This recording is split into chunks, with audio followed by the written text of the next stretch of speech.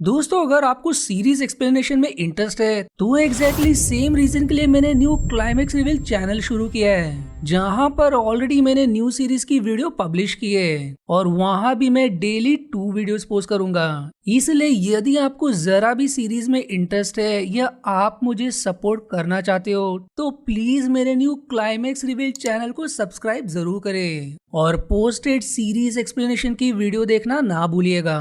तो चलिए अब शुरुआत करते हैं इस मूवी के एक्सप्लेनेशन से। मूवी की शुरुआत में हमें एक बीच पर एक प्रेग्नेंट औरत बैठी हुई दिखाई जाती है जिसका नाम रेबेका होता है और रेबेका के वॉइस ओवर में हमें सुनने को मिलता है कि मैं हमेशा तुमसे बात करूंगी, चाहे तुम मुझसे बात करो या ना करो, क्योंकि मैं तुम्हें चाहती हूँ। हालांकि तुम दूर चले गए हो तो इसका मतलब ये नहीं है कि तुम यहाँ नहीं हो, तुम मेरे दिल में हमेशा रहोगे। और आखिर में तुमने मुझे जो तोहफा दिया है वो मुझको बहुत ही पसंद है। जिसके साथ ये सीन यही कट हो जाता है। अब अगले सीन में हमें एक 9 साल की छोटी लड़की को दिखाया जाता है जो कि कोई और नहीं बल्कि रेबेका ही होती है। मतलब कि हमें रेबेका का बचपन का समय दिखाया जा रहा है। फिर तभी रेबेका के पास से एक छोटा लड़का गुजरता है और दोनों एक दूसरे को अजीब तरह से देख रहे होते हैं। जिसके बाद एक दिन वो लड़का फिर से रेबेका के पास आकर उससे उसका नाम पूछता है और फिर रेबेका के पूछने पर वो अपना नाम टॉमी बताता है। अब यहाँ इन दोनों की बातों से हमें पता चलता है कि रेबेका यहाँ पर अपने दादाजी के पास छुट्टियां बिताने के लिए आई है। जिसके बाद हम देख पाते हैं कि बिताए हुए समय के साथ दोनों ही बच्चों के बीच काफी अच्छी दोस्ती हो जाती है, क्योंकि वो दोनों अपना ज्यादातर समय एक दूसरे के साथ ही बिताना पसंद करते थे। अब एक दिन टॉमी और रेबेका एक स्नेल को रेंगते हुए देख रहे होते हैं तो टॉमी उसे देखकर कहता है कि कल हम दोनों इसे बीच पर छोड़ने के लिए चलेंगे।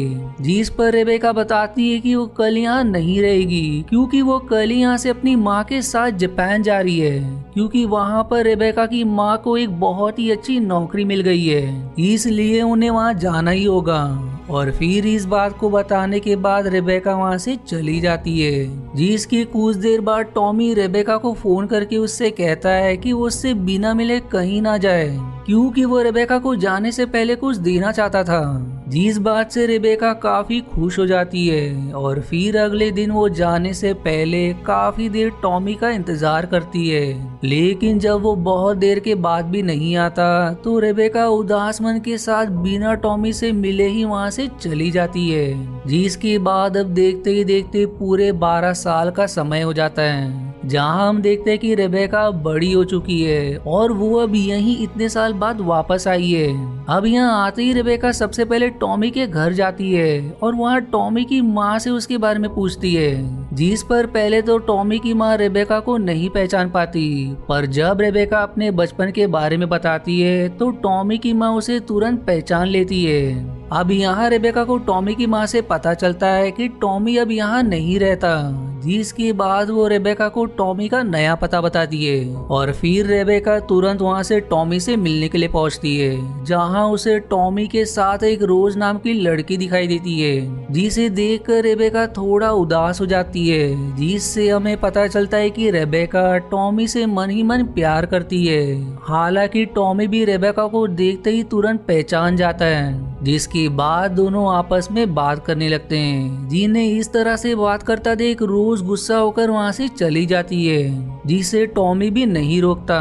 अब इसके बाद हमें दोनों की बातों से पता चलता है कि रेबेका अब हमेशा के लिए यहाँ आ गई है, क्योंकि अब उसकी पढ़ाई पूरी हो चुकी है और साथ ही वो एक सॉफ्टवेयर इंजीनियर है। फिर अगली सुबह टॉमी रेबेका को बीच पर लेकर जाता है, जहाँ रेबेका आखिरकार टॉमी से रोज के बारे में पूछ ही लेती है। जिस पर टॉमी बताता है कि वो रोज से कल पहली बार मिला था, जो बात सुनकर रेबेका काफी खुश हो जाती है। और अब हम साफ देख पाते हैं कि रेबेका के आने से टॉमी भी बहुत ज्यादा खुश था। जिसके बाद रेबेका टॉमी को लेकर अपने घर जाती है और बातों ही बातों में उससे पूछती है कि बचपन में वो उसे जाने से पहले क्या देना चाहता था और वो उससे उस दिन मिलने क्यों नहीं आया।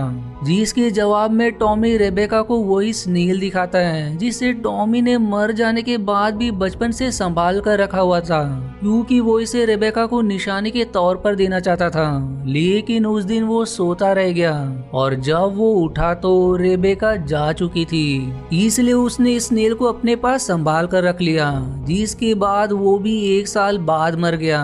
पर टॉमी ने अभी तक इसे फेंका नहीं। अब टॉमी की इन बातों को सुनकर रेबेका काफी ज्यादा खुश हो जाती है। फिर इसके बाद टॉमी रेबेका को अपने बारे में बताता है कि वो एक बायोलॉजिस्ट होने के साथ साथ एक एनवायरमेंट एक्टिविस्ट ग्रुप से जुड़ा हुआ है, जो कि विलुप्त हो रहे जानवरों की क्लोनिंग करके उनकी संख्या में इजाफा करने का काम करते हैं। आप क्लोनिंग के विषय के बारे में और विस्तार से जानने के लिए आप मेरा सीबुक नाम की मूवी का एक्सप्लेनेशन देख सकते हैं, जिसमें मैंने क्लोनिंग के बारे में विस्तार से समझाया हुआ है, जिस वीडियो का लिंक आपको आई बटन और डिस्क्रिप्शन में मिल जाएगा। वैसे सरल शब्दों में हम क्लोन को किसी भी जिंदा चीज की हूबहू नकल कह सकते हैं, जिसकी आदतों से लेकर उसका डीएनए तक सब कुछ बिल्कुल उससे मिलता है जिसकी क्लोनिंग की गई है। अब टॉमी के बारे में ये सब जानकर रेबेका उससे और भी ज्यादा प्रभावित हो जाती है। फिर आगे टॉमी रेबेका को अपने द्वारा क्लोन किए हुए कुछ कॉकरोचेस दिखाता है और फिर उससे अपने एक्टिविटीज ग्रुप में शामिल होने की बात करता है, जिसके लिए रेबेका तुरंत मान जाती है। और फिर एक दिन दोनों साथ में उस ग्रुप में शामिल होने के लिए घर से वहाँ के लिए जा ही रहे होते हैं कि तभी रास्ते में रेबेका को वहाँ का नजारा बहुत ही अच्छा लग रहा होता है, इसलिए वो टॉमी को गाड़ी को रोकने के लिए कहती है, जिसके बाद वो तुरंत बाहर निकलकर आगे जाने लगती है। पर तभी उसे अचानक से किसी के चलती गाड़ी से टकराने की आवाज आती है और जब वो पीछे मुड़कर देखती है तो पाती है कि टॉमी की एक गाड़ी से दुर्घटना होने के कारण मौत हो चुकी थी। दरअसल जैसे ही टॉमी अपनी गाड़ी से बाहर निकला वैसे ही एक वैन ने उसे एक जोरदार टक्कर मार दी, जिससे टॉमी की वहीं पर मौत हो गई। जिस हादसे की वजह से रेबेका पूरी तरह से टूट जाती है और तभी रेबेका को टॉमी की लिखी हुई एक चिट्ठी मिलती है, जिसमें उसने लिखा होता है कि वो हमेशा रेबेका का इंतजार करेगा। मतलब कि रेबेका की तरह टॉमी ने भी पूरे 12 साल रेबेका के लौटने की कोई उम्मीद ना होते हुए भी उसका इंतजार किया। इसलिए अब वो टॉमी की कब्र पर फूल चढ़ाने के लिए जाती है और फिर वो टॉमी के माता पिता को अपने घर कुछ बात करने के लिए बुलाती है और उनसे अपने मन के अंदर चल रही बात को बताते हुए कहती है कि अगर वो लोग चाहे तो टॉमी फिर से जिंदा हो सकता है। मतलब कि यहाँ पर रेबेका टॉमी को क्लोन बनाने की बात कर रही थी, जिसे वो अपनी कोख में पालेगी। लेकिन इसके लिए रेबेका को टॉमी के माता पिता के साइन के साथ साथ टॉमी की दफनाई हुई लाश के जीन सैंपल चाहिए होते हैं, जिसके लिए टॉमी की माँ रेबेका को साफ मना कर देती है। पर अगले दिन टॉमी के पिता उसे वो सैंपल्स और साइन किया वो फॉर्म लाकर दे देते हैं और अब वो रेबेका को बताते हैं कि वो दोनों अब इस जगह को छोड़कर कहीं और रहने के लिए जा रहे हैं, क्योंकि अब यहाँ पर उन्हें टॉमी की याद आती है। अब इसके बाद रेबेका तुरंत सैंपल्स लेकर लैब में पहुंचती है, जहाँ रेबेका की कोख में टॉमी के क्लोन को प्लांट कर दिया जाता है और फिर कुछ महीनों बाद रेबेका एक ऑपरेशन के जरिए टॉमी के क्लोन को जन्म देती है और वो उसका नाम टॉमी ही रखती है। और फिर कुछ सालों के बाद टॉमी कुछ बड़ा हो जाता है, जो कि बिल्कुल ही पुराने टॉमी के बचपन की तरह दिखाई देता है। अब यहाँ तक कि उसकी आदतें भी बिल्कुल टॉमी के जैसी ही होती है। पर फिर अचानक एक दिन टॉमी अपने पिता के बारे में रेबेका से पूछता है, जो कि उसे टॉमी के बारे में बताती है कि वो तुम्हारे जन्म लेने से पहले ही एक दुर्घटना के चलते मारे गए।